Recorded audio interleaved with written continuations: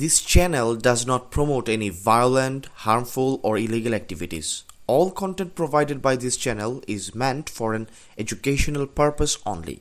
মাসুদ উদ্দিন চৌধুরী ছিলেন ১/১১ পট পরিবর্তনের প্রধান উদ্যোক্তা বা মূল কুশীলব।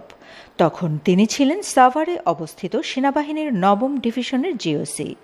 তিনি প্রতিরক্ষা গোয়েন্দা মহাপরিদপ্তর ডিজিএফআই এর সঙ্গে মিলে পুরো পরিকল্পনা সাজিয়েছিলেন। তখন এমন আলোচনাও ছিল যে তৎকালীন সেনাপ্রধান মঈন আহমেদ শুরুতে কিছুটা দ্বিধায় ছিলেন, যদিও তিনি পরে ওই পরিকল্পনায় যুক্ত হন।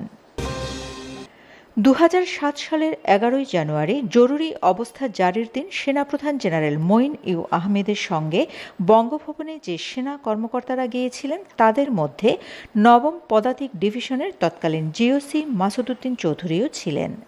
তিনি সেদিন বঙ্গভবনের সশস্ত্র অবস্থায় গিয়ে চাপ প্রয়োগ করেন। চাপের মুখে রাষ্ট্রপতি অধ্যাপক ইয়াজউদ্দিন আহমেদ দেশে জরুরি অবস্থা জারি করেন। ইয়াজউদ্দিন আহমেদ তখন একই সঙ্গে তত্ত্বাবধায়ক সরকারের প্রধান উপদেষ্টা ছিলেন। সেই পদ থেকেও তাকে পদত্যাগে বাধ্য করা হয়েছিল। দুজন সেনাবাহিনীতে ব্যাচমেট ছিলেন। যদিও মঈন আহমেদ তার স্মৃতিকথায় লিখেছেন, দেশের রাজনৈতিক সংকট, নির্বাচন পরিস্থিতি এবং আন্তর্জাতিক চাপের বিষয় রাষ্ট্রপতিকে বোঝাতে সেনাবাহিনীর শীর্ষ কর্মকর্তারা বঙ্গভবনে যান এবং সেই বৈঠকের পরে জরুরি অবস্থা জারির সিদ্ধান্ত হয়। জরুরি অবস্থা জারির পর সেনা সমর্থিত নতুন তত্ত্বাবধায়ক সরকার রাষ্ট্র পরিচালনার দায়িত্ব নেয়। এরপর মাসুদ উদ্দিন চৌধুরী গুরুতর অপরাধ দমন সংক্রান্ত জাতীয় সমন্বয় কমিটির সমন্বয়ক হন।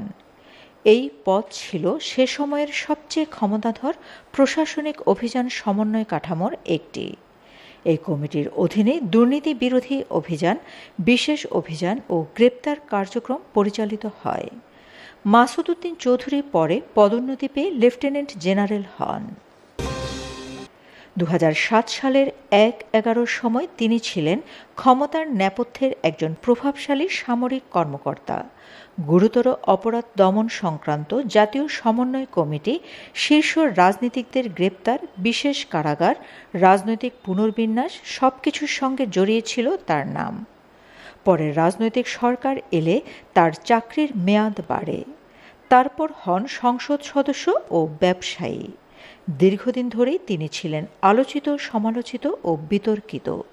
সেই সাবেক লেফটেন্যান্ট জেনারেল মাসুদ উদ্দিন চৌধুরীকে গত ২৪শে মার্চ রাতে গ্রেপ্তার করে ৫ দিনের রিমান্ডে নেওয়া হয়েছে।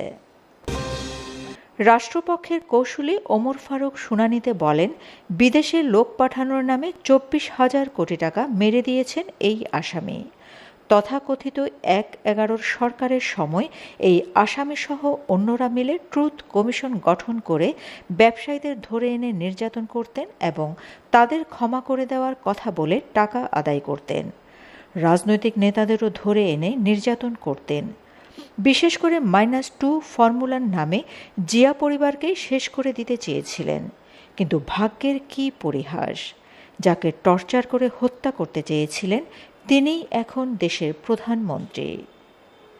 Shamima Chowdhury Shammi, BNA news 24। আমার সোনার বাংলা, আমি তোমার